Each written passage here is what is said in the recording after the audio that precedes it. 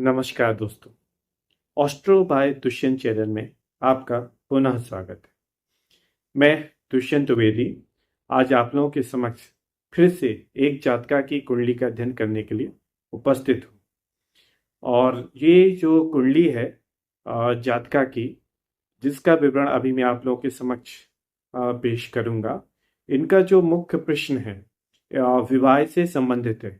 Actual में इनका जो प्रश्न है इनके माध्यम से नहीं, इनके भाई के द्वारा पूछा गया है। तो इनका जो मुख्य प्रश्न यही है कि विवाह का समय है या नहीं, या विवाह कब तक होगा। तो उससे संबंधित आज कुंडली का फल कथन मेरे द्वारा किया जाएगा। और आप लोगों को अभी तक मेरी कुंडली की जो भी प्रेडिक्शंस हो रही हैं आपको पसंद आ रही हैं तो चैनल को लाइक कीजिएगा, सब्सक्राइब कीजिएगा। और आप लोगों के यदि कोई प्रश्न है तो कमेंट के माध्यम से जरूर रखने का प्रयास करें। तो आइए दोस्तों, हम सर्वप्रथम जातका पूर्वा की कुंडली बनाते हैं और इनका व्यक्तिगत विवरण आपके समक्ष है। इनका जो जन्म दिनांक है 16 अक्टूबर 1996, 16 अक्टूबर 1996 और जन्म का समय है 3:15। और जन्म स्थान है इनका दतिया, मध्य प्रदेश। वर्तमान में ये दिल्ली में कार्यरत हैं। अब इनके लग्न चक्र और नवमांश चक्र पर भी एक बार दृष्टि डालते हैं। और जैसा कि आप देख रहे हैं लग्न में जो राशि स्थित है इनके कुंभ राशि स्थित है। तो कुंभ का राशि का लग्न इनके है और लग्नेश और व्ययेश हो करके शनि महाराज यहाँ पर द्वितीय भाव में केतु के साथ स्थित हैं। और फिर हम देखते हैं छठवें भाव में मंगल कर्क राशि में है, जो कि इनकी नीच राशि कहलाती है, छठवें भाव में स्थित हैं। फिर हम यहाँ पर देखते हैं तो सातवें भाव में शुक्र अकेले स्थित हैं और आठवें भाव में बुध, सूर्य और राहु तीनों ग्रह युति बनाकर स्थित हैं। हालांकि बुध सूर्य से बुधादित्य और सूर्य राहु से ग्रहण और बुध राहु से जड़ योग भी बन रहे हैं। तो हमको यहाँ पर मुख्यतः दृष्टि डालनी है कुंडली में, इनके विवाह संबंधी प्रश्न से ही दृष्टि रखते हुए कुंडली का अध्ययन करना है। तो अब हम देखते हैं इनके 10वें भाव में चंद्रमा स्थित है, जो कि नीच राशि में, और यहाँ पर गुरु लाभ भाव में स्वराशि के स्थित हैं। और गुरु की लाभ भाव से आप देखेंगे 5वीं दृष्टि इनके पराक्रम भाव तृतीय भाव में पड़ रही है, जहाँ पर मेष राशि है। और 7वीं दृष्टि इनकी पंचम भाव और मिथुन राशि में पड़ रही है। और 9वीं दृष्टि गुरु की और 7वें भाव में शुक्र के ऊपर पड़ रही है। ठीक है।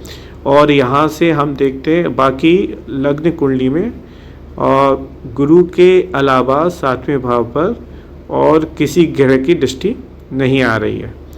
और यहाँ पर अब हम नवमांश चक्र में दृष्टि डालते हैं।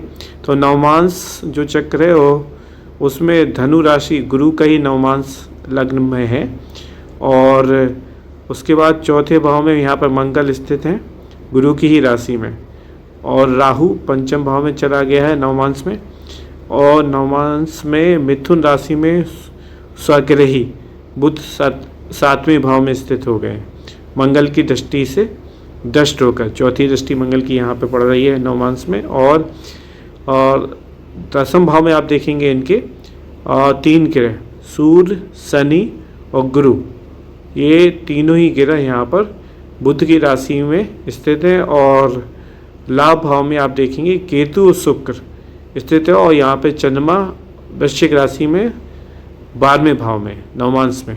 तो चंद्रमा की स्थिति लग्न और नवमांश से देखने पर ये वर्गोत्तम है।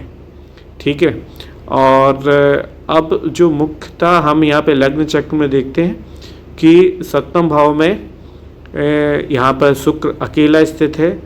और जो सप्तमेश है जो कि इस राशि में अष्टम में चले गए। और जो भावपति भाव कारक, ये एक सिद्धांत है जिस आधार पर हम किसी भी भाव का फल कथन करते हैं। तो गुरु की दृष्टि यहाँ पर 9वीं दृष्टि 7वें भाव में शुक्र जो कि शुभ ग्रह हैं और 7वें भाव में स्थित हैं। और पर इनका 7वां भाव पाप कर्तरी योग में आ गया है। मतलब एक तरफ मंगल है और दूसरी तरफ सूर्य और राहु जैसे ग्रह अष्टम में स्थित हैं और सप्तमी अष्टम में चला गया है।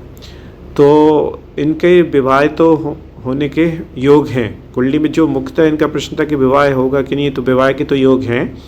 और इस समय इनकी जो वर्तमान में महादशा चल रही है वो शुक्र की महादशा चल रही है और शुक्र अकेला 7वें भाव में स्थित, मतलब सप्तम से संबंध बनाए हुए है। और तो इनका शुक्र की महादशा के हिसाब से अभी विवाह का योग भी चल रहा है और शुक्र की महादशा में इनका सूर्य का अंतर चल रहा है जो कि इस कुंडली में सप्तमेश भी है। और सूर्य के बाद फिर इनका चंद्रमा का अंतर आएगा और चंद्रमा इनकी कुंडली में केंद्र में दशम में स्थित है, हालांकि नीच राशि में है पर दशम में स्थित है। तो इनका अभी विवाह का योग बना हुआ है। और तो यदि ये विवाह के लिए इनके द्वारा, मतलब इनके परिवार के द्वारा भाई और पिता जो भी हैं साथ देख रहे हैं और यदि इनको वर्क खोजने का प्रयास करें तो इनकी कुंडली में भी विवाह का योग चल रहा है, तो विवाह हो सकता है।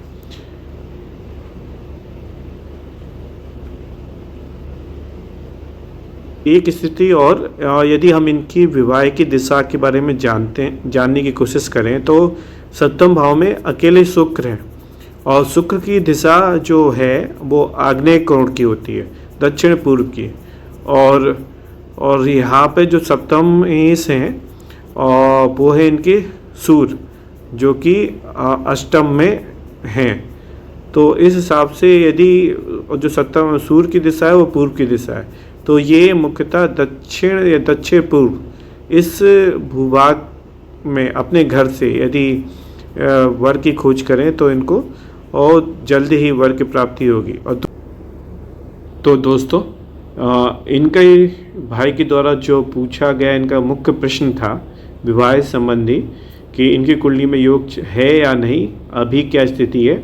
तो मेरे हिसाब से इसका जवाब दे दिया गया है कि इनकी कुंडली में विवाह का योग है और वर्तमान में अभी विवाह का योग इनका चल रहा है और इनके भाई और माता पिता के द्वारा इस संबंध में प्रयास किया जाएगा तो इनको सफलता, विवाह संबंधी कार्यों में सफलता जरूर प्राप्त होगी। तो इसी के साथ इनकी कुंडली का फल कथन का कार्यक्रम मतलब आज के लिए ये पूरा होता है। और आप लोग भी इनका चक्र देखिएगा और यदि कोई सजेशन है तो कमेंट के माध्यम से बताने का प्रयास कीजिएगा और चैनल को लाइक कीजिए, सब्सक्राइब कीजिएगा। ठीक है। जय महाकाल। सीताराम सीताराम।